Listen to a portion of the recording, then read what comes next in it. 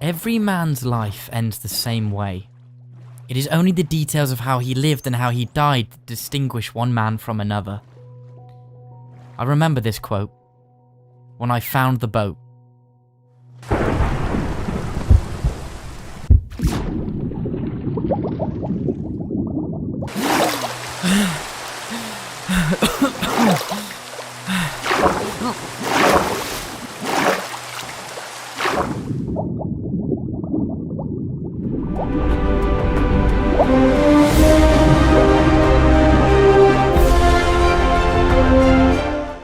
I'm going to attempt to survive 100 days on a deserted survival island. Our journey begins with me, the coffee fuel genius, and an empty inventory. Let's begin.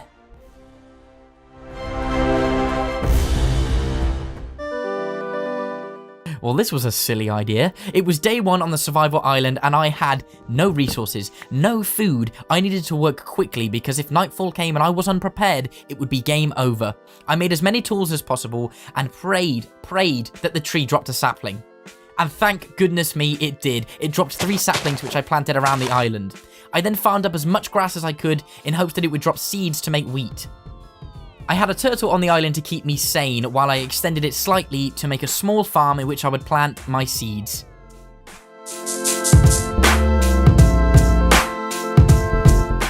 With the farm now complete, that would mean I had an unlimited food source, thank goodness. It was now time to spend the rest of day 1 working on an underground base. By doing this, I would save resources and protect myself from the ghoulish undead late at night. The underground base was finished and I had a full set of stone tools.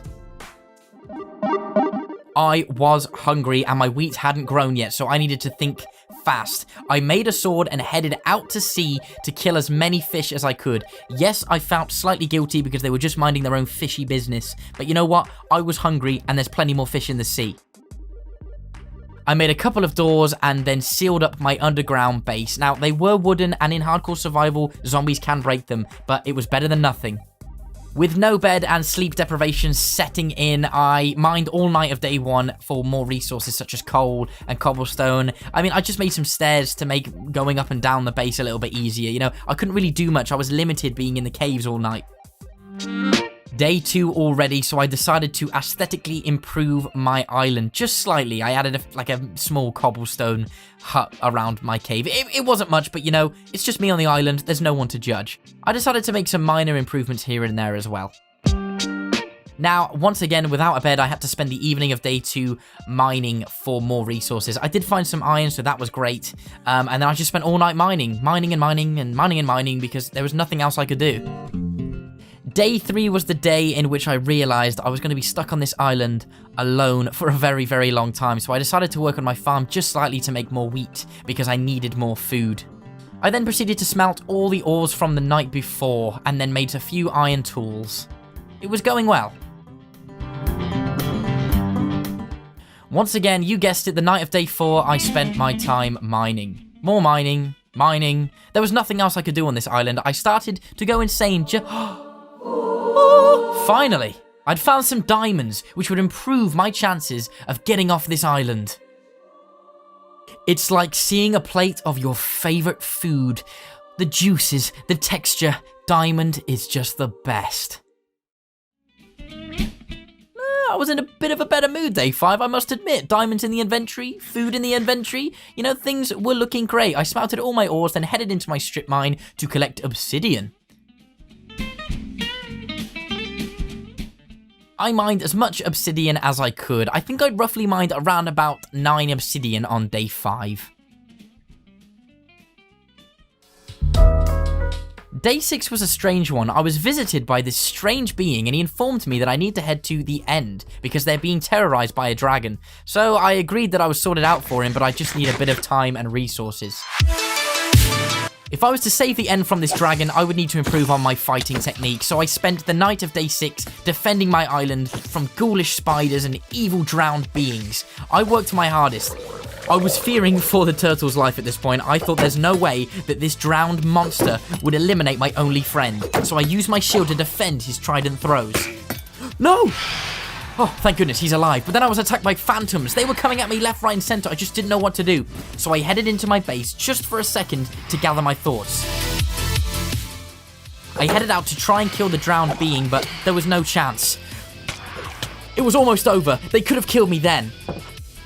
It was just too risky. I decided to eat my food and relax the rest of the night. Whew, that was a close one. I needed to work on something more substantial. A real base.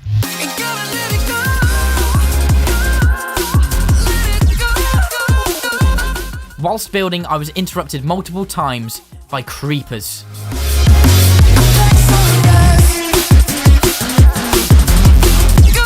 I was so close, but once again, interrupted by phantoms.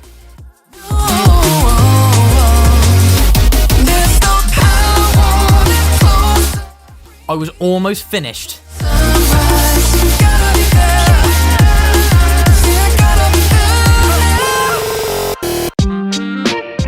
What a very, very busy few days, fighting monsters, building my base. It was time to just cool it down, you know, go fishing, extend my farm. I was so proud of how far I'd come in the last few days.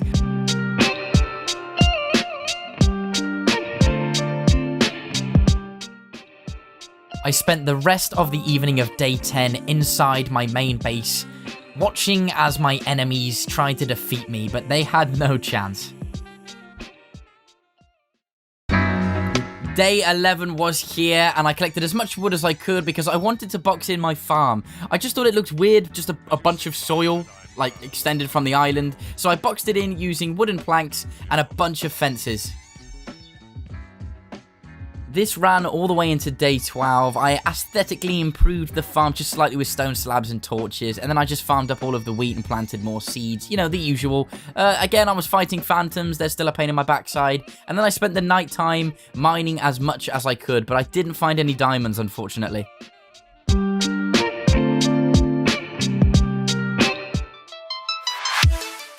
Unexpectedly, in the nightfall of day 13, I was attacked by a group of drowned monsters. Now, one of them had a trident, but he just kept hiding away in the ocean. It was really difficult to get a view on him. He tried throwing tridents at me left, right, and center, but he wasn't successful, and then he just fled. He just left me alone.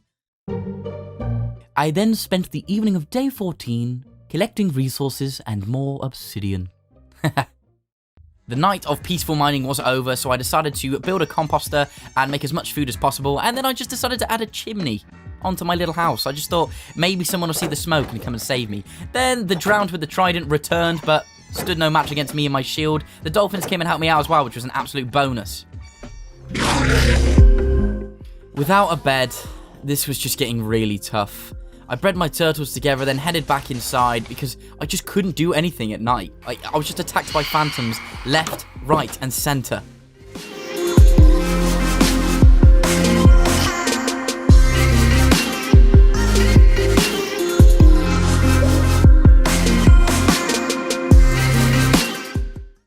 Things were looking up. I built a small enclosure for the turtles, and then I decided to flatten the entire terrain for more space. I then dedicated the next few days to building a bigger structure.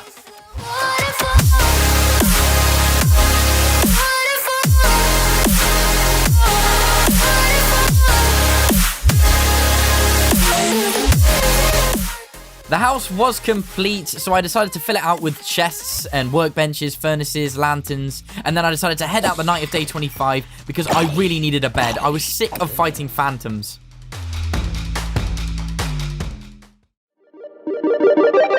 On the day of 26, I decided to build somewhere specifically to grow trees, and then in the nighttime, I needed more string. I needed that cotton, so I headed out to fight those spiders. I was completely surrounded. Zombies, phantoms, but I needed that spider. I needed that string. It was so close though. They all ganged up on me and I needed to run back to my base. My mission was almost successful. I picked up that piece of string and I only needed one more. One more, so I headed out to kill the spider I spotted in my wheat farm. He dropped a piece of string. Finally, I could craft a bed.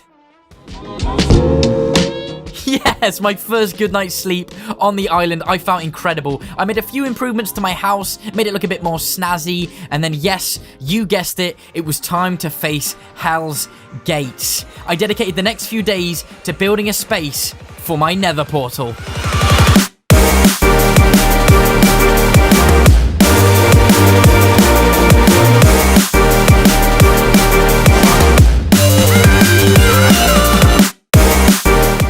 The portal was complete. It made a fine addition to the island.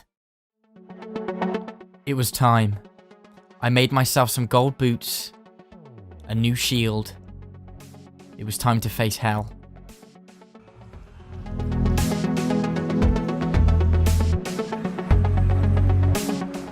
I was terrified. I never thought I'd live to see the Nether in person, only hear about it in gruesome stories, telling of its evil endless pits and pools of lava. I quickly covered the Nether portal for protection, but I needed more cobblestone. I didn't want to risk losing the portal, because if I had lost that connection between the overworld and the Nether, there was no coming back. I finished off protecting the Nether portal and collected some bone, and then I found this snorting piglin that would barter with me. He gave me some fire resistance potions, which would be excellent for finding that fortress and killing those blazes. The piglin snorted at me, informing that I needed to be more prepared if I was going to face the fortress, so I headed back to the overworld. On the evening of day 39, I decided to head into my strip mine. I wanted to gather as much of the resources as I could. Lapis, coal, gold, so I could barter with more piglins. I found some diamonds along the way, not as much as I'd like though, so I dedicated a few days just to try and find diamonds.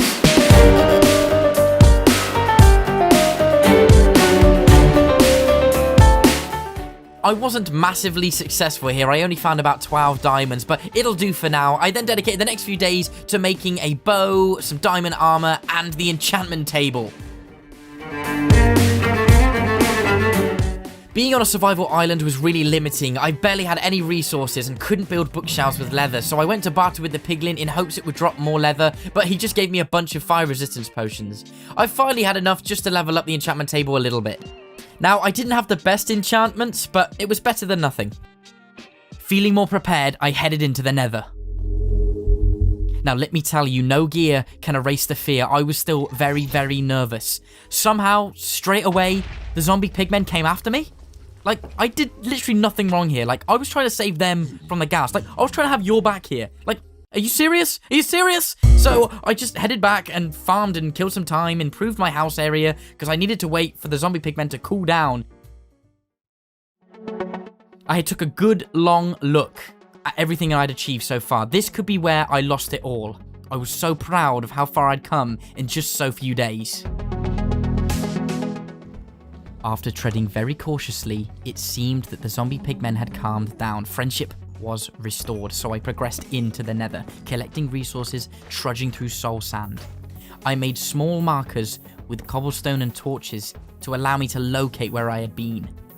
I had covered a lot of ground. I climbed up, dug my way down, killed ghasts, taken out skeletons, when finally, after hours of searching, I found the Nether Fortress. The very fortress the piglin told me about. I'd done it, so I built a big marker and headed back home because I wanted to grab the fire resistance potions I had.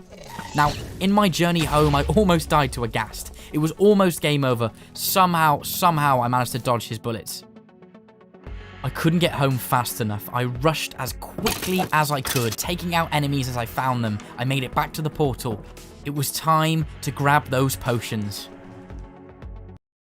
Yes, it was nice to be back somewhere I was familiar, but I didn't want to get too comfortable. I needed to quickly make those gold bars and grab those potions. I needed to head back into the Nether to tackle that fortress. My hands were shaking. It could all end here.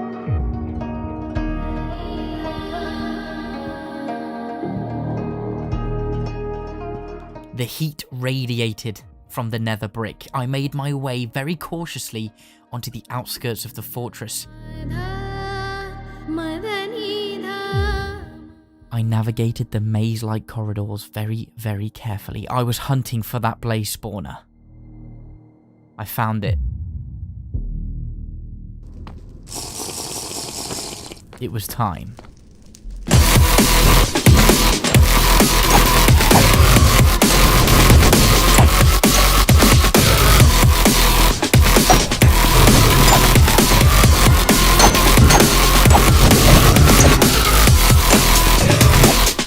After extinguishing the blaze rods, I collected all the nether wart, looted the chests, and killed wither skeletons. I had to get out of there, it was too risky, so I made a fiery escape. I dodged the wrath of the ghasts.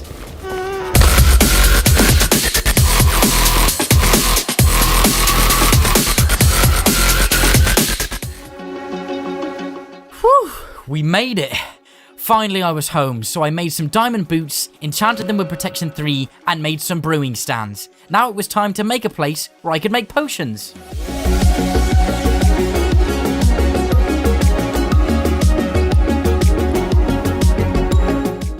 The brewing area was finally finished, so I got to work making as many potions as I could. Now, the fundamental potion I needed was an awkward potion, so thank goodness I grabbed as much nether wart as I could from the fortress. I then used phantom membrane to make slow-falling potions. This would help me when I'm killing the ender dragon. I then used redstone to extend the length of them, and a bunch of blaze powder to make strength 2 potions. Wow, we've come so far.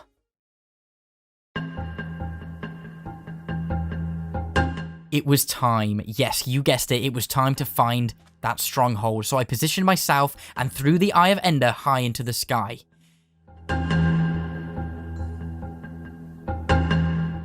Feeling well rested and a belly full of food, it was time, you guessed it, to head to the stronghold. Wish me luck. I was pretty emotional, I won't lie. It was the first time leaving the island. The first time seeing mainland.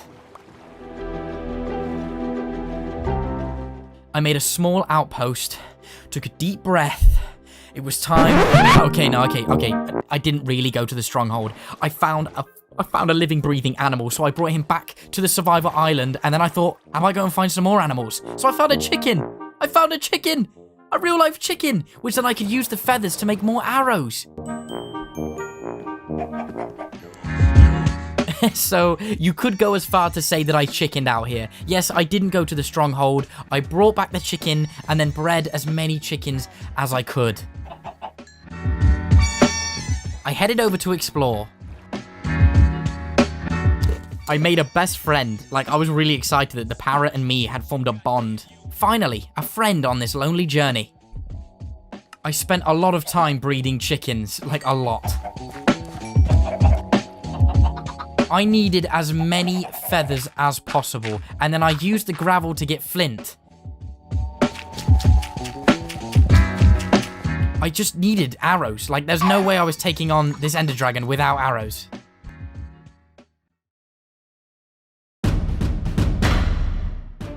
No messing around. It was time. It was finally time to head into the end and kill that ender dragon. I spent days looking for the stronghold. Days.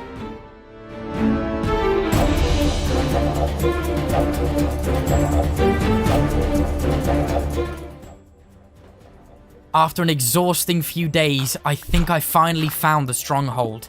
I dug my way down looking for that mossy brick and I found it. Wow. I felt insanely lucky. I had fallen right upon the portal. Like, what are the chances of that? I then filled in the portal with the Eyes of Ender, but then I realized I didn't have enough. Like, I only had 12 when I needed 15. So I headed back. I quickly headed to the brewing stand, which then I would use the rest of the blaze powder. Oh, I was nervous. It was time. Wow, it was so dark, and there were Endermen everywhere.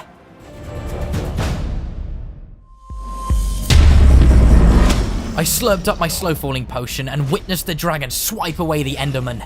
I was so nervous. I started taking shots, dodging the dragon's fireballs. I had to destroy the crystals. I took numerous shots and my aim was quite impressive. I was making fantastic progress, eliminating those crystals.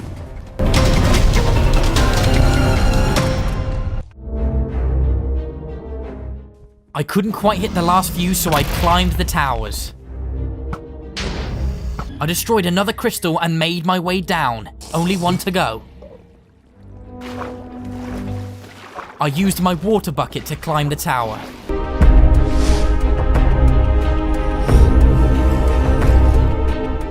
The dragon was furious.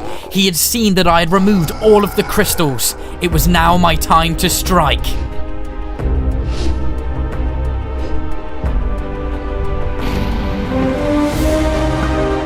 The dragon could fly no more, so I headed down and attacked the beast. He tried to escape, but my arrow shots and strength 2 potion was too much for him. I did it! I freed the end from the Ender Dragon.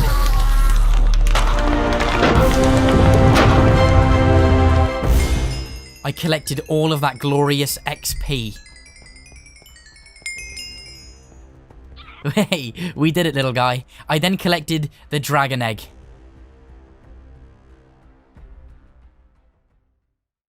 I made it home. Now it was time to build somewhere to showcase the dragon egg.